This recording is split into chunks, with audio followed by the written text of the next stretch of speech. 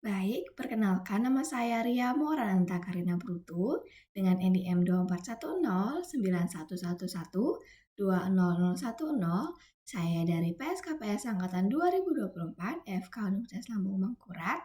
Baik, di video kali ini saya akan menjelaskan mengenai anatomi permukaan dengan dosen pengampu Dr. Abdullah Aushilian dari MKAS. Oke, langsung saja kita ke definisi. Nah, anatomi itu berasal dari bahasa Yunani, yaitu temne yang berarti memotong, sehingga definisi dari ilmu anatomi merupakan ilmu yang mempelajari struktur tubuh dengan cara menguraikan struktur tubuh menjadi bagian yang lebih kecil sampai ke bagian yang paling kecil. Nah, anatomi meliputi struktur-struktur yang dapat dilihat secara makroskopik atau tanpa bantuan pembesaran dan secara mikroskopik dengan bantuan pembesaran. Oke, selanjutnya kita masuk ke posisi anatomi. Nah, posisi anatomi itu bisa kita lihat pada gambar yang ada di slide. Nah, jadi posisi anatomi itu seperti ini.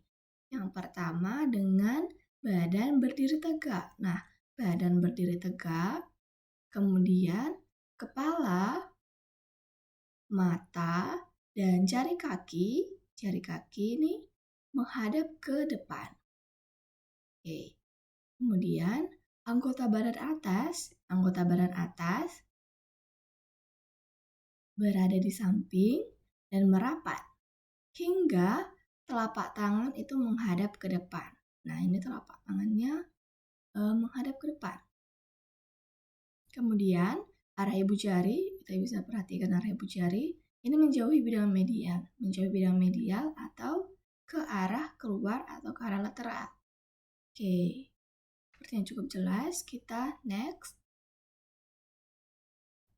Nah, di sini ada sumbu dan bidang.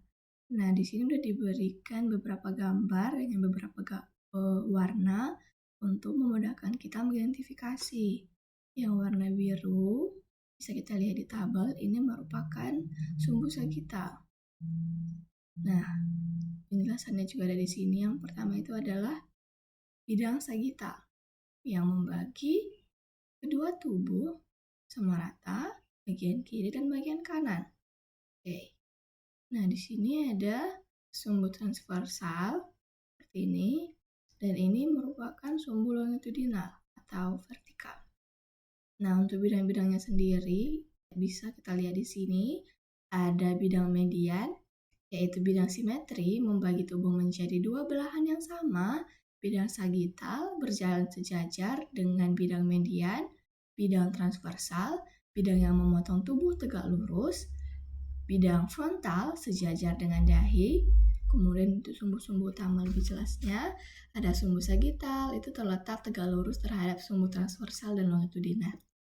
Kemudian ada sumbu transversal, terletak tegak lurus terhadap sumbu longitudinal dan sumbu sagital. Kemudian ada sumbu longitudinal atau vertikal, ini terletak tegak lurus terhadap sumbu sagital dan sumbu transversal. Oke, next. Nah, ini ada arah dan hubungan-hubungan. Nah, dalam istilah anatomi sendiri ada beberapa istilah yang digunakan untuk mempermudah kita dalam mengidentifikasi. Misalnya, yang pertama sekali, garis tengah yang ada di sini yang harus kita ketahui ini merupakan sumbu tengah tubuh. Nah, kemudian ini ada garis panah.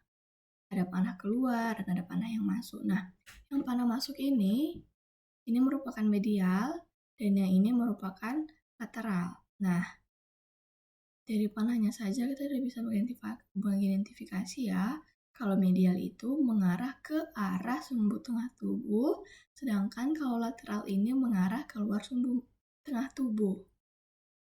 Nah, untuk mempermudah, misalnya contoh, ini merupakan tulang belikat. Kemudian ini ada musculus deltoid. Nah, jadi si tulang belikat ini lebih medial, lebih mendekati sumbu tengah tubuh dibanding dengan si musculus deltoid. Sebaliknya, musculus deltoid lebih lateral, lebih menjauhi sumbu tengah tubuh dibanding dengan si tulang belikat.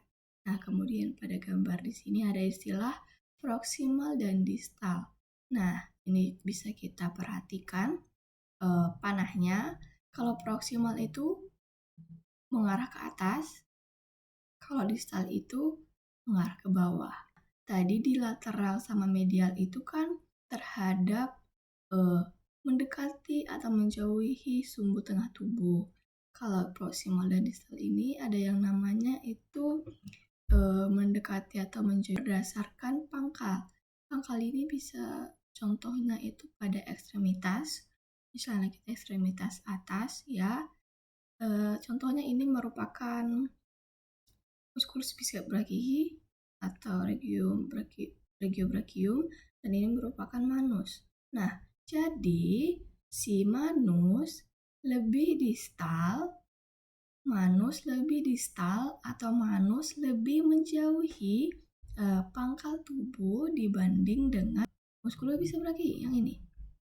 Nah, sebaliknya si regiobrachium ini lebih mendekati atau lebih proksimal dibanding dengan manus. Nah, seperti itu ya. Untuk penjelasan yang lebih lanjut, ini bisa kita lihat pada tabel yang ada di sini. Nah, ada kranial atau superior itu menghadap ke arah kepala atau menuju ke arah kepala. Kemudian ini ada kaudal atau inferior itu ke arah sakrum, ada anterior atau ventral itu ke arah depan atau abdomen, kemudian ada posterior atau dorsal itu ke arah punggung, ada lateral itu samping menjauhi garis tengah seperti yang tadi, kemudian ada medial atau tengah menuju ke garis tengah, kemudian ada median atau medianus itu di dalam bedang median. Kemudian intermedial itu terletak di antara. Kemudian ada ventral menuju ke arah pusat. Perifer menuju ke permukaan tubuh. Profundus letaknya dalam, ada superficial atau superficialis itu letaknya superficialis. Kemudian ada eksternal atau externus itu letaknya eksternal. Ada internal atau internus itu letaknya internal. Oke, bagian sini juga. Oke, sepertinya jelas. Kita next. Nah, tubuh juga dibagi menjadi beberapa bagian. Yang pertama ini ada bagian kaput. Bagian kaput ini merupakan bagian kepala. Nah, ini merupakan bagian kaput. Kemudian ini merupakan bagian kulum. Kulum itu merupakan bagian leher. Kemudian ini ada trunkus atau torso. Ini merupakan tubuh bagian atas. Nah, dibagi lagi menjadi 3 bagian, yaitu bagian toraks atau dada, ada bagian abdomen atau perut, dan ada bagian pelvis atau panggul.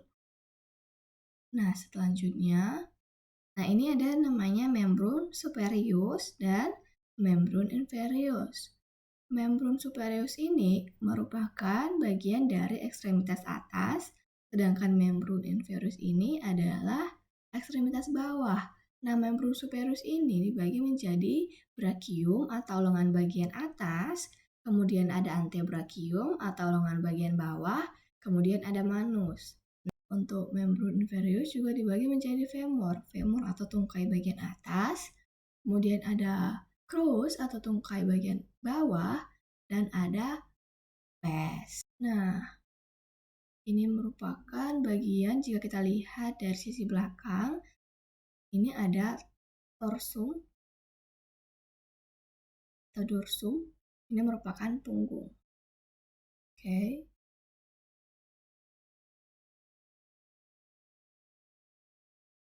Kemudian kita masuk ke regio. Nah, tubuh manusia itu juga dibagi menjadi beberapa regio. Nah, bisa kita lihat. Yang pertama ini ada regio cervicalis anterior di bagian sini. Kemudian ada regio sternocleidomastoidea. Ini di bagian kanan dan kiri.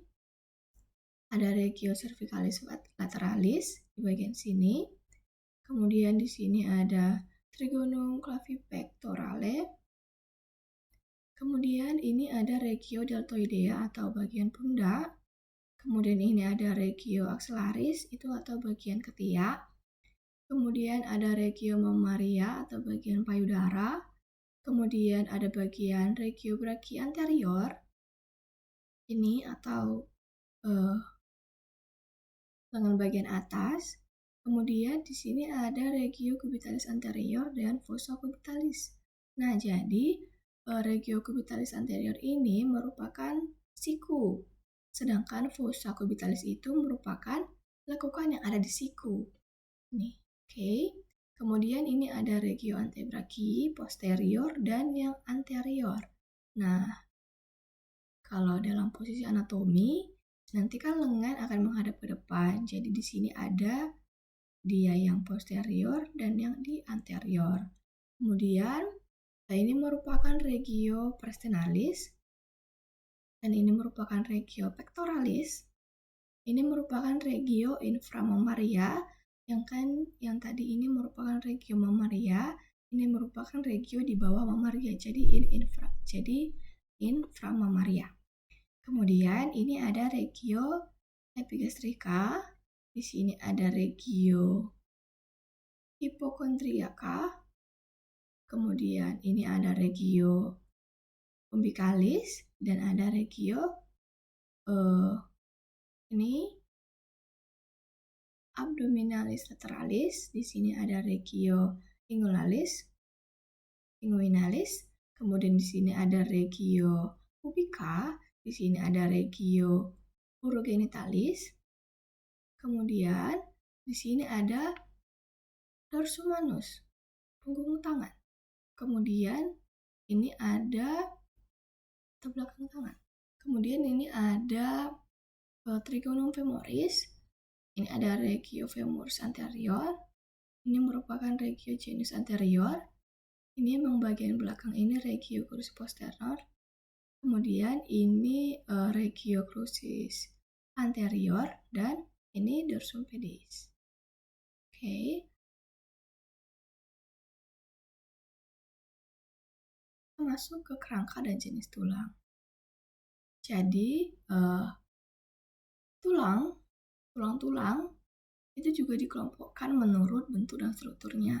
Ada yang tulang panjang atau ossa longa, ada yang tulang pendek atau ossa brevia, ada yang tulang pipih atau ossa plana, ada yang tulang berisi udara atau ossa pneumatika, ada juga tulang yang tidak beraturan atau ossa irregularia. Nah, tulang ini tidak dapat digolongkan ke dalam bentuk tulang lainnya. Kemudian ada tulang sesamoid atau ossa sesamoidea, yaitu tulang-tulang yang menempel di tendon. Kemudian ada tulang-tulang aksesori atau ossa aksesorika. Ini merupakan tulang aksesori, tidak sering ditemukan pada semua rangka manusia. Nah, secara garis besar kita bisa melihat di sini ada kerangka manusia. Nah, di sini ada tulang-tulang manusia secara garis besar. Yang pertama ada frontal. Kemudian ini ada os zygomaticum, itu bagian tulang pipi. Ini ada orbita, tempat melekatnya mata. Ini ada maksila. Ini ada mandibula atau rahang bawah. Ini ada vertebra cervicalis 7 di bagian sini. Kemudian di sini ada costa 1. Ini scapula. Dan ini tulang humerus. Ini merupakan tulang radius yang searah dengan jari ibu jari. Kemudian ada tulang ulna yang sejajar dengan kelingking. Kemudian ada ossa carpi pergelangan, ada ossa metacarpalia. Kemudian ada ossa digitorum. Kemudian ini merupakan clavicula. Ini merupakan sternum. Nah, ini merupakan os coccygeus. Ini merupakan os ischi. Kemudian ini merupakan os coccyx dan yang di sini merupakan os sacrum. Nah, ini tulang yang paling besar ini merupakan tulang femur.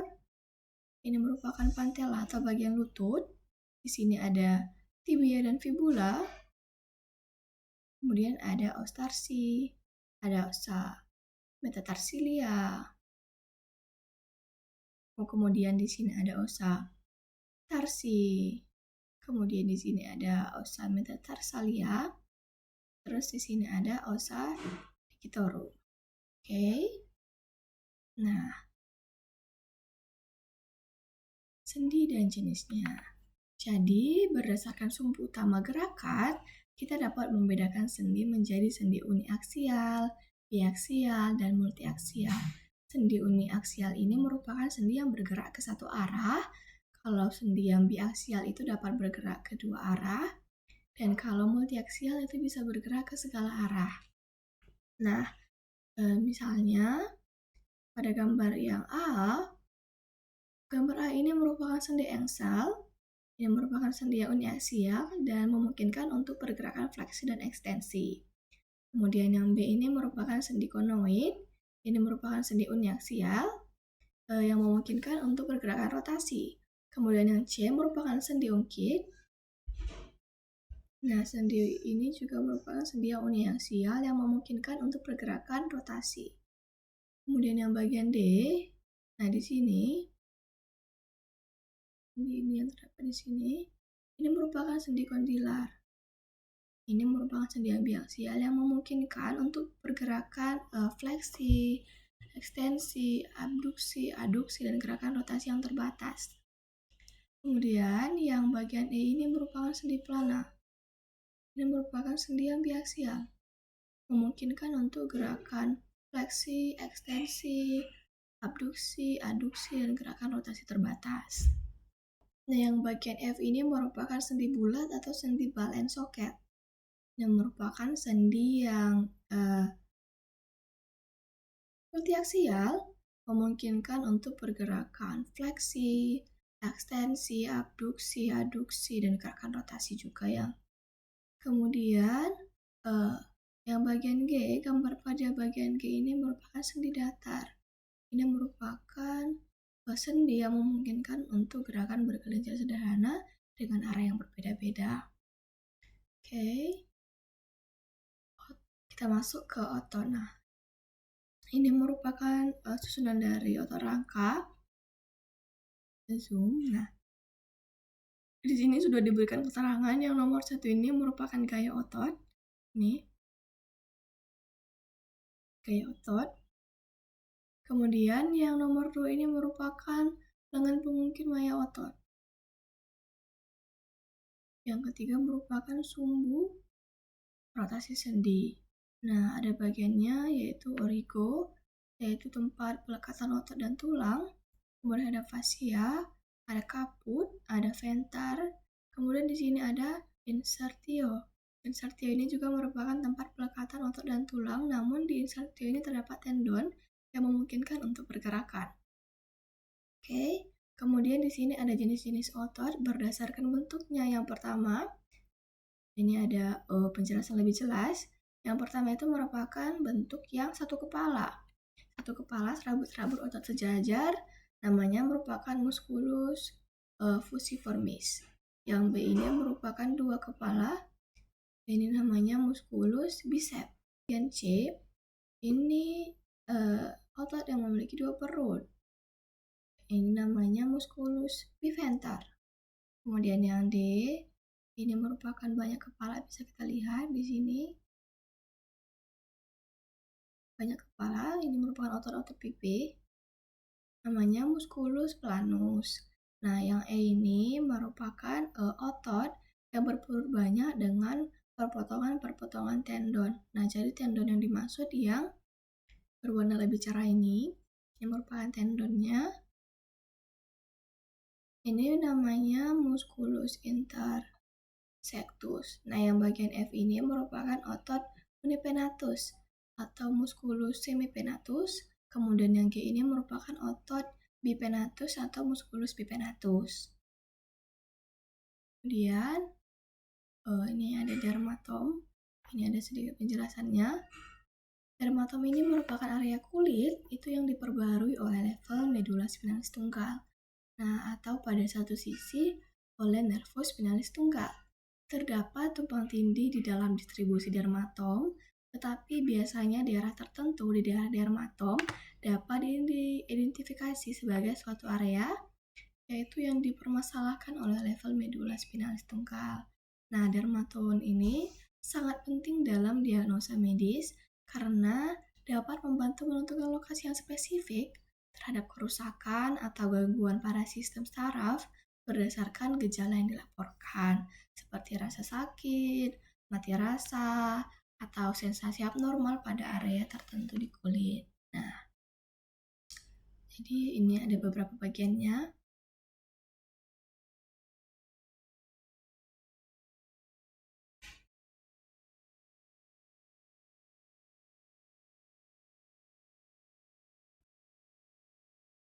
Oke, setelah ada di penghujung, saya mengucapkan terima kasih. Maaf jika ada kesalahan kata. Sekian dan terima kasih.